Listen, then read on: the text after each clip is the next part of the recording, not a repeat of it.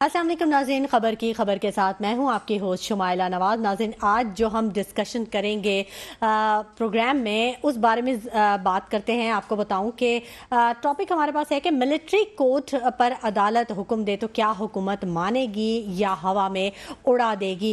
Chairman PTI के दौर में सिविलियन जो फौजी अदालतों से जिन्हें सजाएं हुई, अब क्या मसाइल है, इस बारे में गुफ्तगू के सिलसिले को आगे बढ़ाएंगे। जबकि इस पर भी बात करेंगे कि क्या सिविलियन का फौजी अदालतों में ट्रायल के मामले पर कोई सियासत की जा रही है, कोई बैक डोर पे कुछ ऐसी चीजें चल रही हैं जो कि सामने नहीं आ रही या आवाम के सामने नहीं आ रही। इस पे जरूर बात करेंगे। जबकि मिलिट्री कोर्ट्स में मुकदमा ना चलाने पर इसरार की बुनियादी क्या वजह है, वो क्या ऐसी बात है जिसको बुनियाद बनाकर कहा जा रहा है कि मिलिट्री कोर्ट्स में ये केसेस ना चले। फौजी अदालतों की आईनी और जो कानूनी हैसियत है उसके बारे में जो मौजूद एतराज़ है वो क्यों है और क्या एतराज़ है, इस बारे में भी गुफ्तगू के सिलसिले को आगे बढ़ाएंगे। मेरे साथ जो मेरे मेहमान हैं, मैं उनका इंट्रोडक्शन आपको दे दूं। एडवोकेट जुल्फ़िकार बदर, जिनका ताल्लुक पीपल्स पार्टी से है, और वो तर्जमान बिलावल भुट्टो जरदारी हैं, हमारे साथ ऑन कॉल मौजूद होंगे। जबकि मसूद रजा एंकर पर्सन है जो कि ऑन कॉल हमारे साथ मौजूद होंगे। दोनों हजरात का बहुत शुक्रिया कि आपने कीमती वक्त में से हमारे लिए प्रोग्राम के लिए वक्त निकाला। नाज़रीन, पहले मैं बात करना चाहूँगी एडवोकेट जुल्फ़िकार बदर साहब से। बहुत शुक्रिया एडवोकेट बदर साहब। ये बताइएगा कि जो मिलिट्री कोर्ट पर अदालत हुक्म अगर देती है तो क्या हुकूमत मानेगी या फिर हुकूमत स्टैंड लेगी इस पर? बिस्मिल्लाहिर्रहमानिर्रहीम। बहुत शुक्रिया मैडम, आपने अपने प्रोग्राम में बुलाया। देखिए, असल बात यह है कि अदालत जो भी हुक्म देगी उसको हुकूमत हो या हुकूमत या इस मुल्क के अंदर रहने वाला कोई भी बाशिंदा हो, उन सबका ये फर्ज है कि अदालती हुक्म को मनोअन तस्लीम करे और जो भी हुकूमत अदालत फैसला करे हुकूमत उसको माने और उसके ऊपर सर तस्लीम हम करे। और इसके ऊपर डिपेंड करेगा कि अदालत जो है कब वो फैसला करती है, क्योंकि अभी तो ये मामला पेंडिंग में है और ये मामला कब जाके हल होता है। तो हुकूमत के पास कोई चॉइस ही नहीं होगी कि अदालत के फैसले के अलावा कोई ऐसी चीज करे या कोई उसके ऊपर कोई अपना नुक्ता इतराज या नुक्ता नजर है। अगर बहुत हद अगर उस फैसले से इख्तिलाफ हुआ तो उसके ऊपर रिव्यू में जा सकते हैं और उसके ऊपर मजीद बहस की जा सकती है और हुकूमत के पास कोई हल नहीं है। अदालतों का हुक्म हर हुकूमत के ऊपर लाजिम और मलजूम है, हर हुकूमती शख्स के ऊपर और हर पाकिस्तानी के ऊपर है कि उसको माने। ठीक है। अच्छा जुल्फ़िकार बदर साहब, क्योंकि आप एडवोकेट भी हैं और बड़ी गहरी नज़र रखते हैं, सियासी माहौल को भी आप जानते हैं और कानून से भी आपकी वाक़फ़ियत है, तो ज़रा बताइएगा कि ये जो फ़ौजी अदालतों की आइनी और कानूनी हैसियत है, इसके हवाले से हमारे नाज़रीन को ज़रूर अपडेट कीजिएगा। जी बिल्कुल, ये जो फौजी अदालतें हैं ये आइन और कानून के तहत बनी हुई हैं और उसके अंदर जो भी मिलिट्री तनसीबात के ऊपर या मिलिट्री की जो भी इंफ्रास्ट्रक्चर बिल्डिंग्स हैं या उनका जो भी उनकी है मैसेज है, उसके ऊपर अगर कोई उनकी उसके ऊपर हमला करता है तो उसका जो ट्रायल है वो जो आइन और कानून कहता है, आर्मी एक्ट कहता है 1952 का, उसका ट्रायल मिलिट्री कोर्ट खुद करती है।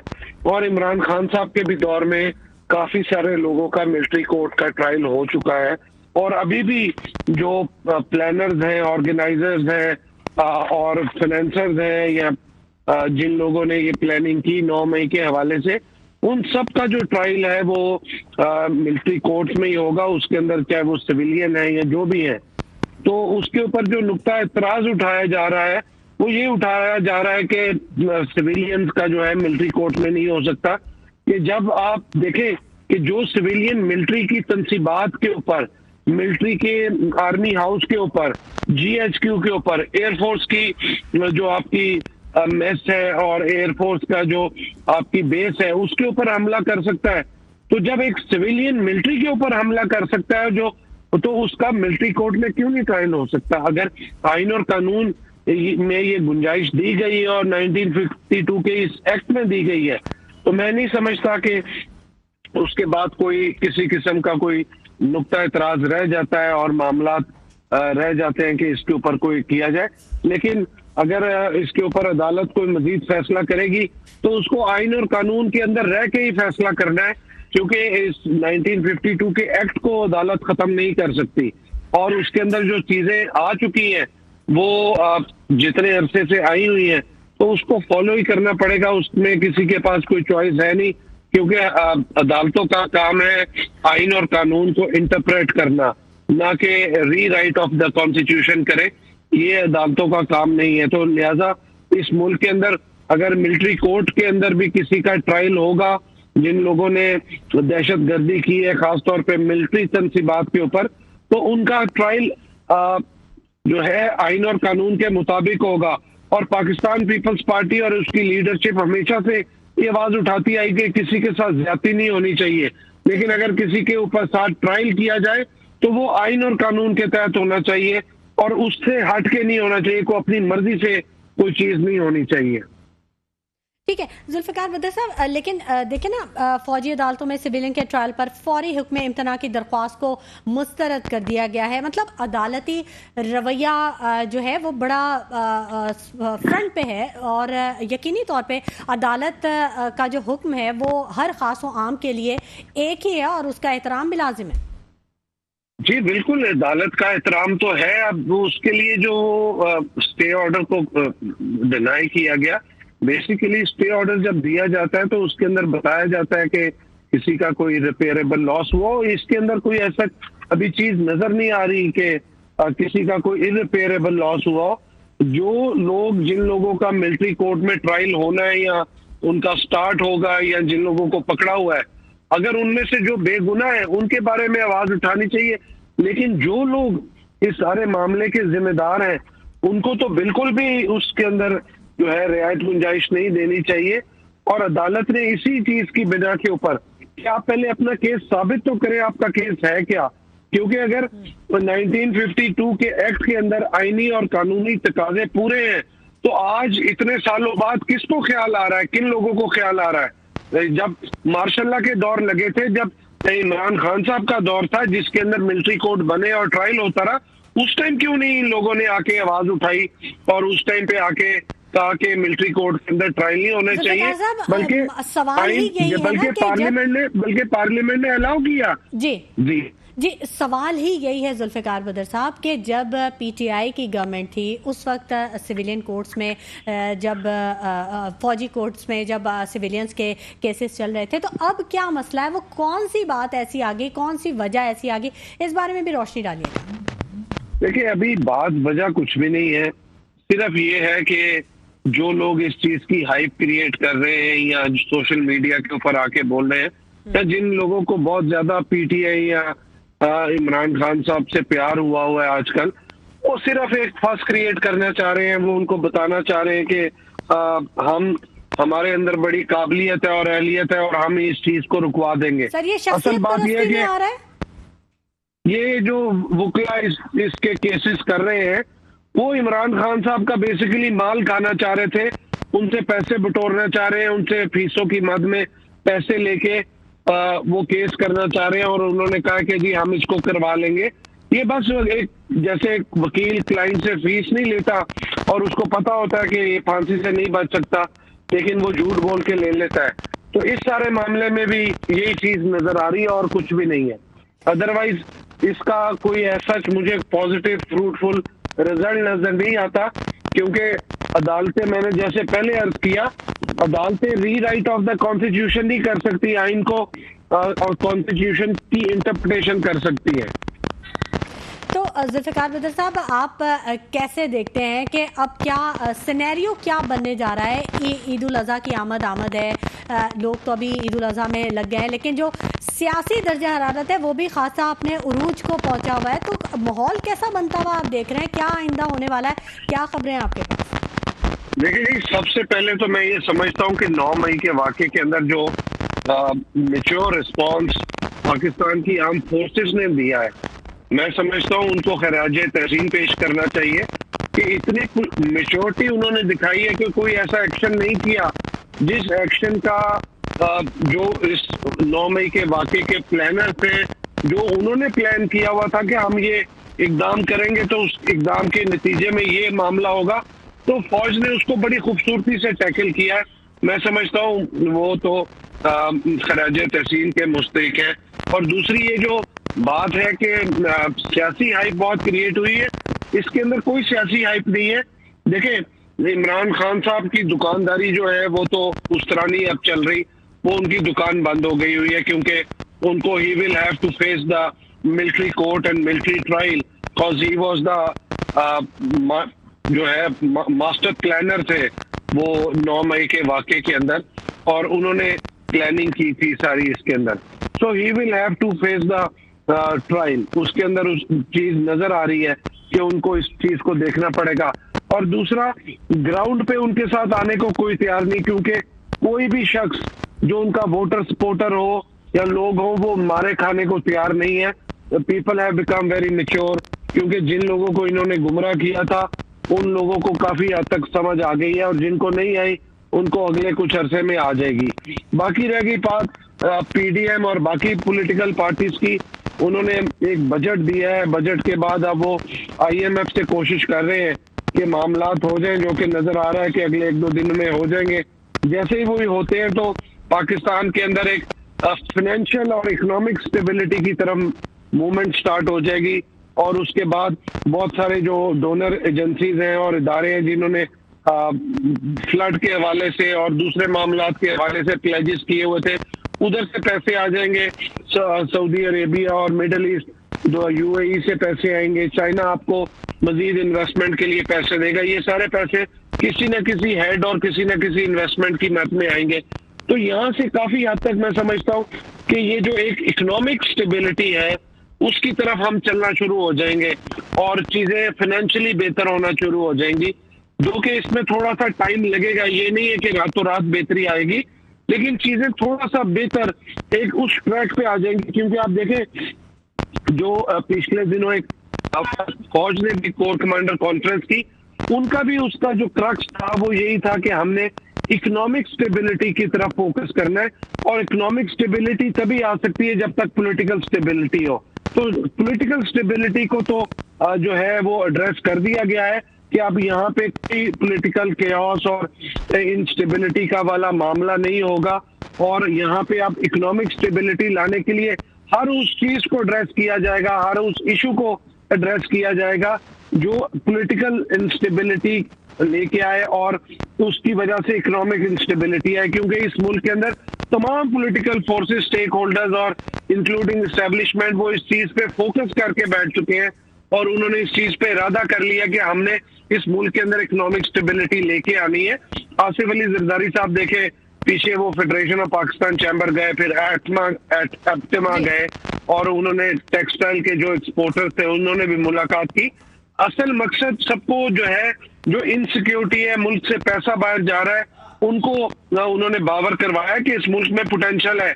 अब हुकूमत के अंदर जो बैठे लोग हैं और खासतौर पे फाइनेंस मिनिस्ट्री या स्टेट बैंक के अंदर, कि उनको ये समझने की जरूरत है अगर इस मुल्क में तो इकोनॉमिक स्टेबिलिटी लेके आनी है तो जो डॉलर हमारा स्मगल होके अफगानिस्तान जा रहा है या ईरान जा रहा है उसको रोकने की जरूरत है।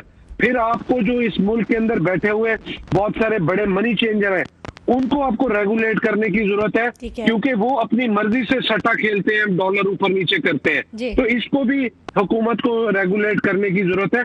ये स्टेप्स आप लेंगे तो आप फाइनेंशियल और इकोनॉमिक स्टेबिलिटी की तरफ मजीद बढ़ेंगे। तो ये सारा सिनेरियो अभी फिलहाल चल रहा है, और मैं समझता हूँ कि अभी ईद के बाद मजीद आगे केयर टेकर गवर्नमेंट के ऊपर और आइंदा होने वाले इलेक्शन के ऊपर वो बातचीत, मुशावरत तमाम पीडीएम की जमातों की, तमाम स्टेक होल्डर्स की शुरू हो जाएगी, और सारे मिल बैठ के एक कॉमन पॉइंट के ऊपर आएंगे जिस पे सारे इत्तेफाक राय करें। तो केयर टेकर प्राइम मिनिस्टर का भी नाम आ जाएगा, केयर टेकर गवर्नमेंट आ जाएगी, फिर इलेक्शन आ जाएगा, फिर इलेक्शन की अनाउंसमेंट आ जाएगी। तो मैं समझता हूँ ये अगले आप देखें कि हफ्ता 10 दिन के बाद ये प्रोसेस स्टार्ट हो जाएगा, और मजीद चीजें जो है वो बेहतरी की तरफ आ जाएंगी। और फिर इस मुल्क के अंदर जब भी इलेक्शन होता है, वो अक्टूबर में हो या नवंबर में हो, तो उस इलेक्शन के बाद चीजें मजीद और इकोनॉमिक और पॉलिटिकल स्टेबिलिटी यानी लेके आपको आएंगे। अच्छी उम्मीदें नज़र आ रही हैं, अच्छा सिनेरियो नज़र आ रहा है, आप समझते हैं कि मुल्क जो है वो स्टेबिलिटी की तरफ जा रहा है। इस बारे में भी ज़रूर बताइएगा कि जो मुल्क में ये आइनी बहरान है, मुआशी बहरान है, इसका जिम्मेदार आप किसको समझते हैं? हुकूमत को आप क्या किरदार क्या देखते हैं, कैसे देखते हैं, हुकूमत का क्या किरदार है इसमें? और क्योंकि गुज़िश्ता 13 महीनों में जो आवाम ने फेस किया, जो मुआशी सूरत हाल हुकूमत पाकिस्तान खुद फेस कर रही है, जो हम सब फेस कर रहे हैं, इस बारे में कैसे देखते हैं इस किरदार को? देखिए, असल बात यह है कि आपने मेरे से पूछा, जाती तौर पे देखें तो पिछले 13-14 महीने के अंदर अवाम ने तो महंगाई बर्दाश्त की और वो फेस कर रही है, क्योंकि इस हुकूमत जब से ही आईनी और कानूनी तरीके में समात के थ्रू हुकूमत पिछली हुकूमत को घर बेच के आए हैं, तो इनका हुकूमत का ये ख्याल था कि हम महंगाई को कंट्रोल कर लेंगे। लेकिन महंगाई कंट्रोल में नहीं हुई। उस महंगाई को आप भी फेस कर रही है, मैं भी कर रहा हूँ और बाकी अवाम भी कर रही है, और बहुत सारे ऐसे लोग हैं जो जिनके पास हाल ही कोई नहीं। हमारे पास तो कोई हाल नहीं, क्योंकि मेरे पास तो इसी मुल्क का पासपोर्ट है, मेरे बड़े इधर ही दफन है और इधर ही हमने रहना है, इस मुल्क से छोड़ के हम तो कहीं जा नहीं सकते ना। हमारे पास उस तरह का मामला है, तो फिर हम कैसे अच्छी उम्मीदें लगा लें? जी, मैं उसी तरफ आ रहा हूँ। देखिए, हम पॉजिटिव लोग हैं, हमारी पाकिस्तान पीपल्स पार्टी की जो लीडरशिप है वो पॉजिटिव सोच रखती है, और हम समझते हैं कि आइंदा जो लोग अवाम और अवाम के जो मसाइल हैं उनको अवाम को मसाइल से निकालने के लिए, महंगाई से निकालने के लिए, ये जो तमाम पॉलिटिकल स्टेक होल्डर्स का ये जो कोलिशन का भी तजर्बा था, तमाम स्टेक होल्डर्स को इकट्ठे लेके चले, ये बिलावल भुट्टो जरदारी साहब का ब्रेन चाइल्ड था। अब आइंदा भी आप इलेक्शन तमाम पॉलिटिकल पार्टीज अपने अपने मैनिफेस्टो और आइडियोलॉजी पे लड़के आएंगी, तो फिर मैं समझता हूँ कि ये जो कोलिशन जो है एक बनेगी और उसके अंदर भी तमाम पॉलिटिकल फोर्सेस और पार्टीज और स्टेक होल्डर्स मिलकर हुकूमत करेंगे, क्योंकि इस मुल्क के अंदर कोई एक पार्टी मुल्क के अवाम को और मुल्क को मसाइल से नहीं निकाल सकती। इसमें तमाम स्टेक होल्डर्स का इकट्ठे रहना जरूरी है। मैं इस वजह से ये सारी बात कर रहा हूँ कि क्योंकि मैं पॉजिटिव आदमी हूँ, मैं देखता हूँ कि हम इतनी मुश्किल, इतनी प्रॉब्लम्स, इतने चैलेंजेस, सूरत हाल, हमारे पास फॉरेन अफेयर्स का, डिप्लोमेसी का प्रॉब्लम था, हमारे पास इकोनॉमिक क्राइसिस का चैलेंज था, हमारे पास गवर्नेंस का चैलेंज था, हमारे पास गैस का चैलेंज था, हमारे पास एनर्जी का चैलेंज था, हमारे पास यहाँ पे चैलेंजेस ही चैलेंजेस है। और उसके बाद आप देखिए, पिछले कुछ माह से एक कानूनी और आईनी बुरान भी, अदालती और आईनी भी चैलेंज हमारे सामने है कि बुरान आया हुआ है और ये मसाइल हल नहीं हो रहे थे। तो मैं समझता हूँ कि हम अब तमाम चीजों की पीक के ऊपर पहुंच गए हैं। इदारों के सरबराहों को अब ये चाहिए कि आपस में बैठ के अपने इंस्टीट्यूशन को with in house in order करे, हार्मनी लेके आए, और इंस्टीट्यूशंस को चाहिए एक दूसरे इंस्टीट्यूशंस के साथ मिलके एक ऐसी हार्मनी और ऐसा कोलैबोरेशन या ऐसा वर्किंग रिलेशनशिप रखे जो मुल्क और मुल्क के अवाम को आगे लेके जाने में आसानियां पैदा करे। हमने इस मुल्क के अंदर ये जो मसाइल की पीक है ये देख ली है।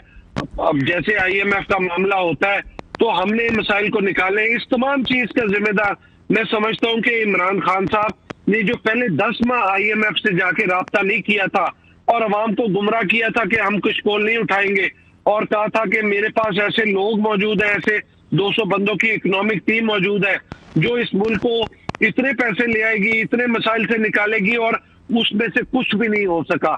वो 10 माह के बाद जब ये IMF से जाके इन्होंने एग्रीमेंट किया, ये जो 9th रिव्यू अभी लास्ट सेक्शन में आ गया, तो उस रिव्यू के अंदर, उस प्लान के अंदर ऐसा एग्रीमेंट साइन किया जो वन साइडेड एग्रीमेंट था, और IMF ने उस पॉइंट पे आके किया जब आपके पास और निगोशिएशन का भी टाइम नहीं था, और IMF ने आपसे ऐसी चीजें साइन करवाई जिसमें आपके पास चॉइस नहीं थी।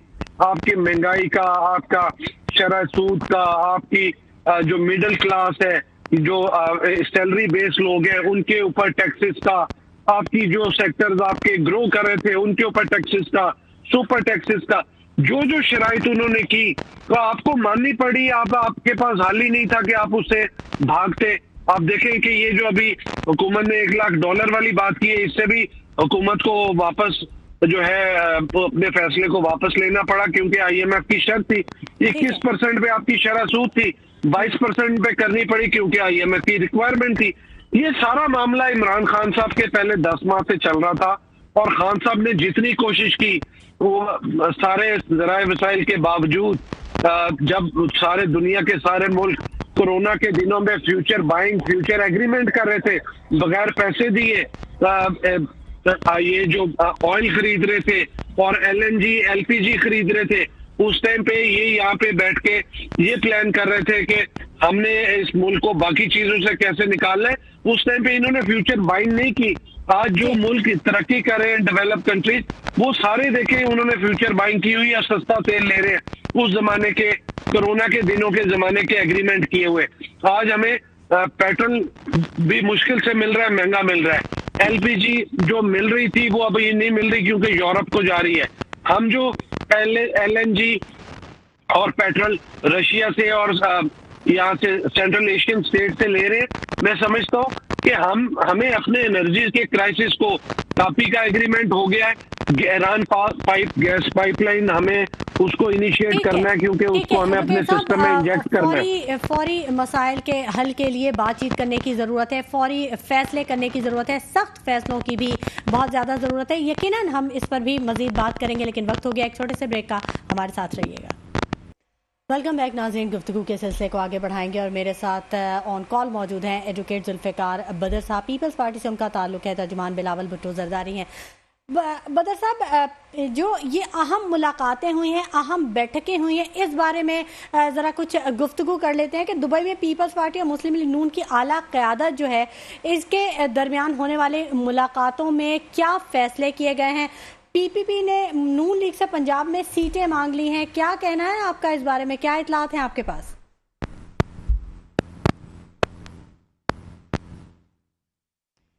जुल्फ़िकार बदर साहब, अगर मेरी आवाज़ आप तक पहुंच रही है जी, तो आ रही है, मुझे आ रही है, मुझे बताएं। जी, जो अहम बैठकें हुई हैं, जो दुबई में अहम बैठक हुई है, तो इतलात ये मौसूल हो रही हैं कि पीपल्स पार्टी ने नून लीग से पंजाब में सीटें मांग ली हैं।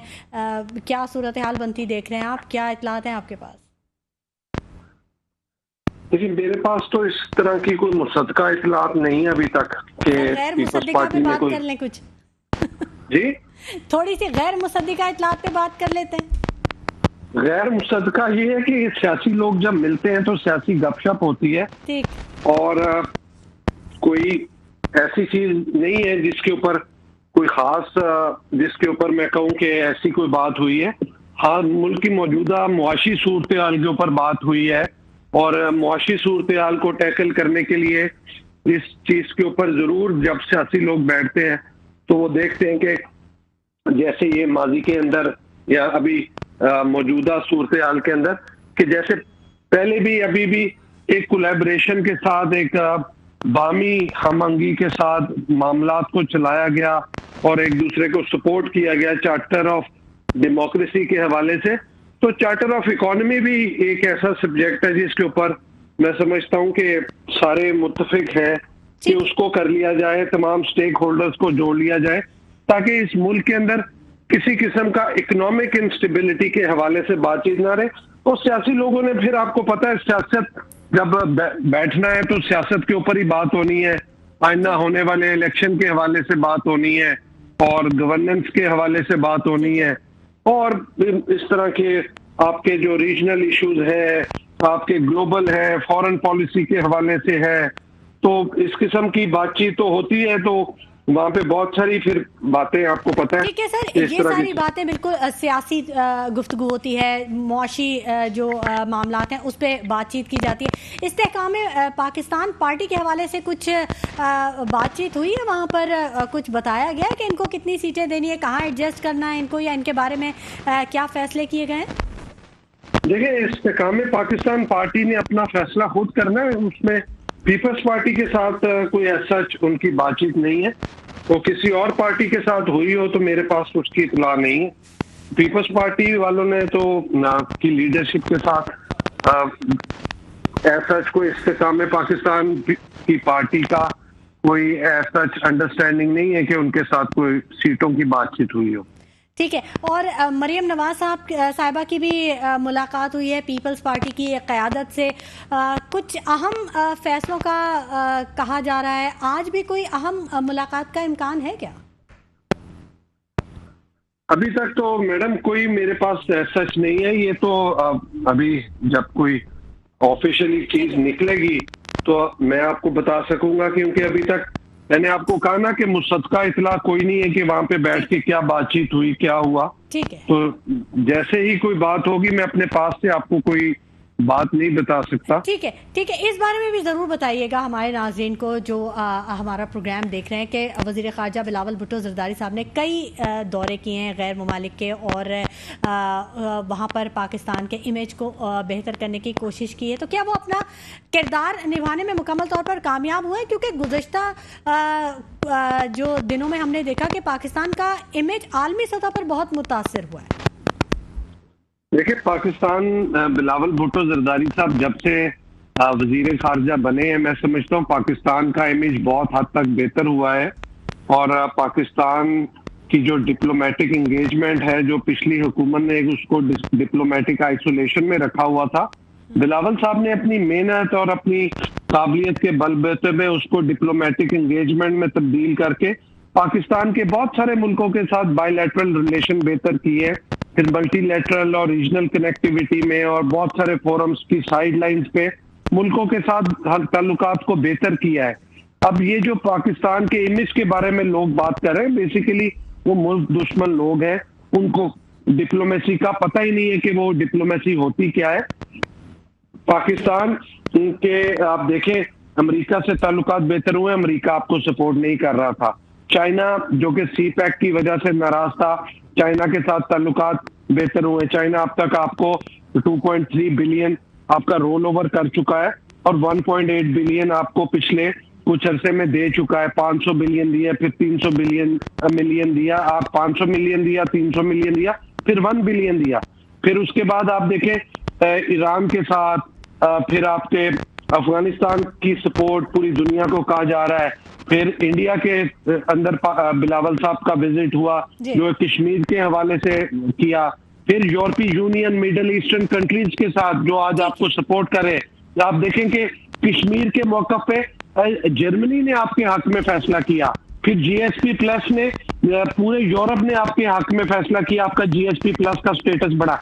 एफएटीएफ के अंदर तमाम मुल्कों ने जो पहले आपको वोट नहीं कर रहे थे या आपके हक में नहीं कर रहे थे, बिलावल भुट्टो जरदारी साहब की एंगेजमेंट के बाद जीएसपी प्लस एफएटीएफ की ग्रीन लिस्ट से निकालने में उन मुल्कों ने आपकी हेल्प की। ठीक है, बहुत शुक्रिया। लॉस एंड डैमेज फंड के अंदर 140 जी, बहुत शुक्रिया अमेरिका ने कीमती वक्त में से हमारे प्रोग्राम के लिए वक्त निकाला और अपने तज्जिए से आगाह किया। आपका बहुत शुक्रिया। गुफ्तगू का सिलसिला जारी रहेगा। वक्त हो गया एक ब्रेक का, हमारे साथ रहिएगा।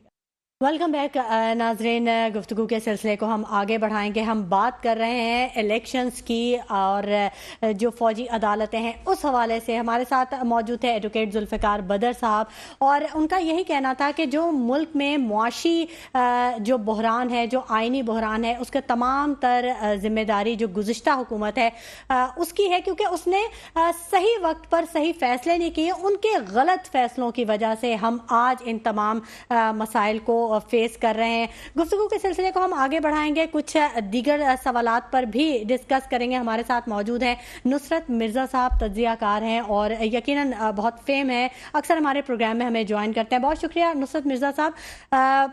ये बताइएगा, नाज़रीन उनसे रब्ता हमारा नहीं हो रहा, जैसे ही नुसरत मिर्जा साहब से हमारा रब्ता होगा हम इस बारे में उनसे बात करेंगे।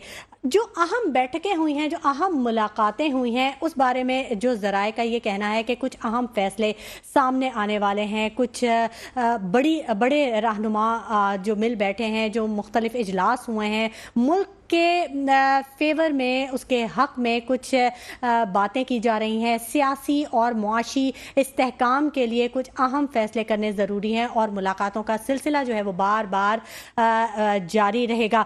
नाज़रीन, ये अहम मुलाकातें और अहम बैठकें क्या रंग लेकर आएंगी ये तो आने वाला वक्त ही बताएगा, लेकिन हम अपने प्रोग्राम में मुख्तलिफ तज्जियाकारों से उनके व्यूज़ लेते हैं, उनसे बातचीत करते हैं और उनके जो तज्जिए होते हैं वो आप तक पहुंचाते हैं। इसी तरह मुख्तलिफ पॉलिटिशियंस हमारे साथ मौजूद होते हैं जो कि मुल्क के सियासत पे और मुआशी जो चैलेंजेस हैं उन पर वो बात करते हैं, उनके मसाइल का हल भी वो हमें देते हैं, वो भी हम आप तक पहुंचाते हैं। गुफ्तगू का ये सिलसिला मुख्तलिफ प्रोग्राम्स में जारी रहेगा। फिलहाल प्रोग्राम का वक्त अब अपने इख्तिताम को पहुंचता है। शुमाइला नवाज को इजाज़त दीजिए, अपना बहुत ख्याल रखिएगा। अल्लाह ने के बाद।